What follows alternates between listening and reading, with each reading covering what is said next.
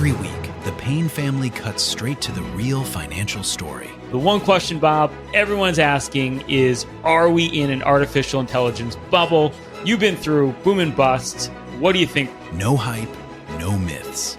Just what actually matters to your money. Does feel very similar to what we experienced in the 90s. Where are we, though? Are we in 1995, 1997, 1999? Listen to the Pain Points of Wealth on the Red Apple Podcast Network.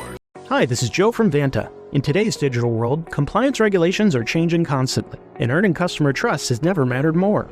Vanta helps companies get compliant fast and stay secure with the most advanced AI, automation, and continuous monitoring out there. So whether you're a startup going for your first SOC 2 or ISO 27001, or a growing enterprise managing vendor risk, Vanta makes it quick, easy, and scalable. And I'm not just saying that because I work here. Get started at Vanta.com. Sunday morning. I can't believe we're going to have a new year in 4 days. 3 days, New Year's Eve, 4 days, the new year. With us today is Steve Cates, Dr. Sky. Well, can you believe the year is over, Steve? No, John, it's amazing how we take for granted, but it's amazing how fast the Earth moves around that racetrack that we call the sun. So happy New Year 2026, just around the corner, you bet. It feels like as we get older, it moves faster, but I guess it's only in our mind. It sure is, John, and that's a subject for another discussion about is time an illusion? So there you go. We got lots to talk about. But today, got a couple of interesting stories, John. We're talking about low Earth orbit. What's that? Well, you and I talk often, John, about the crowded area of low Earth orbit. So here's a story that comes to us, and pretty important, from NATO's intelligence sources. Russia is actually developing a swarm, John, of satellites to knock out potential big clusters like Starlink. Well, they want to counter this. Obviously, these constellation of satellites, they're looking to build in low Earth orbit a cluster of these high-density pellets that you could release from these satellites to disable or destroy low Earth orbit satellites. And they call it the zone effect. And this weapon could be developed, of course, and deployed, that is, in wartime situations. So how vulnerable we are to what's up there, even though we trust that those objects in space continue to give us good communications. That's an interesting story, John, because space is already too crowded in low Earth orbit. Now, I mean, we talk about good communications in low Earth orbit and high Earth orbit, and sound travels at the speed of light too, doesn't it? Or is it about the same, or is it a little bit different? It's a little less, John, because you're talking about the speed of sound. You have to break like 760-some miles per hour. You know what I meant? Yeah. I apologize. In space. Radio transmission in space. How fast does that travel? Travel the speed of light. So you're looking at that incredible speed, which if you translate it, John, into simple numbers, the speed of light is 670 million miles an hour. And that one is way off the charts. That's incredible. Now, let me ask you a different question. So you shoot it out, a radio signal. Does it disintegrate after a while?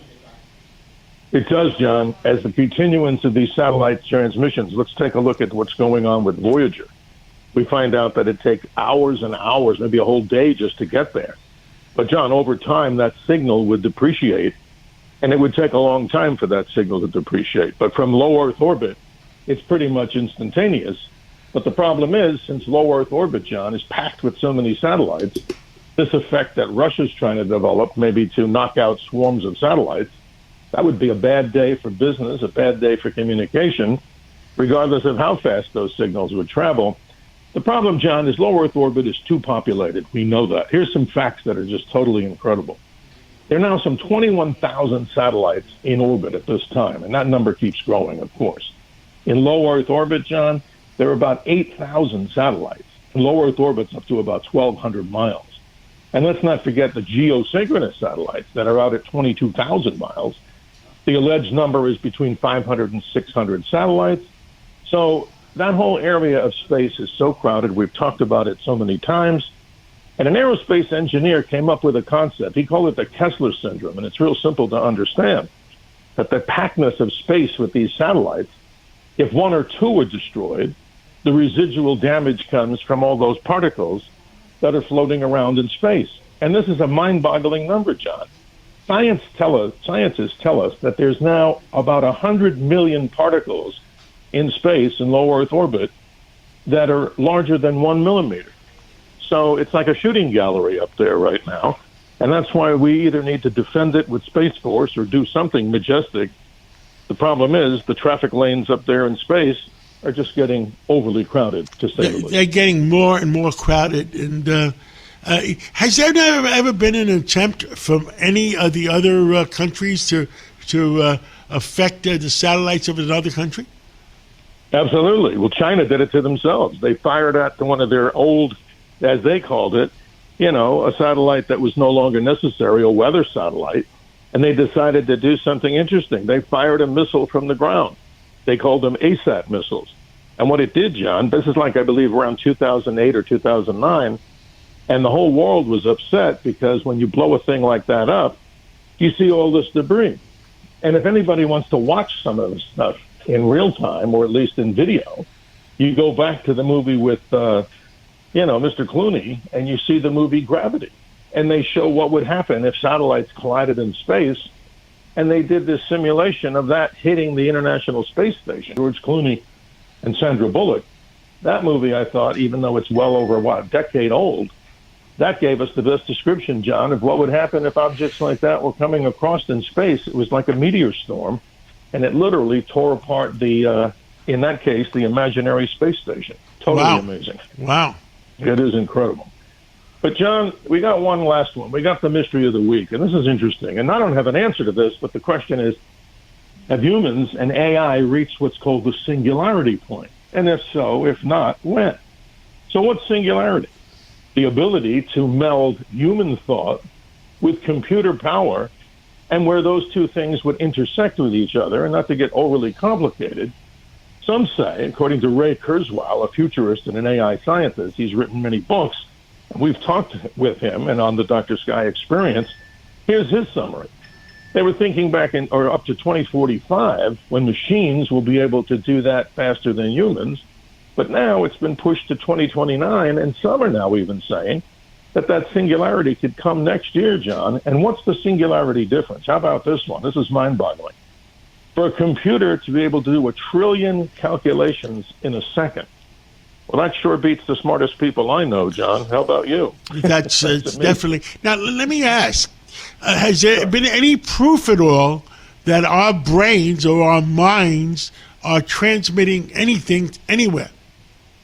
I don't know that, John. Again, I'm not the expert in the biology. But we should look into that, because there might be something there.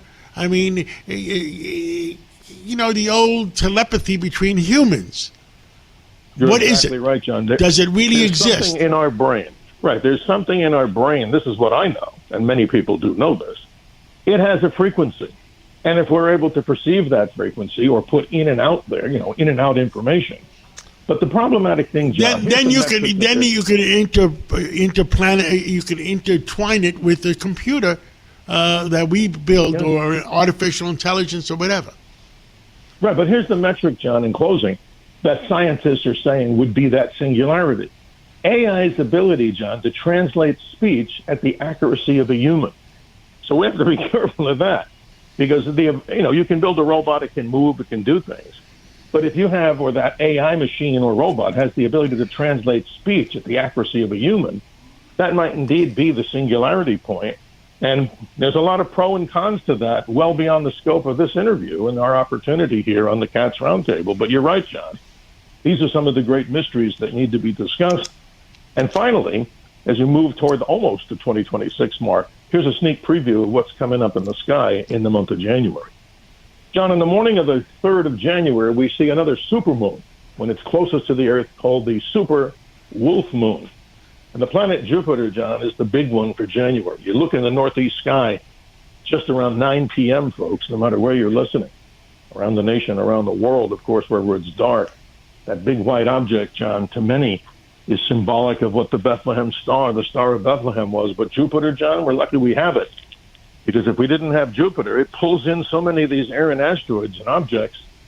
It's a frustrated star, but it would need 80 times the mass, John, to turn itself into a second sun.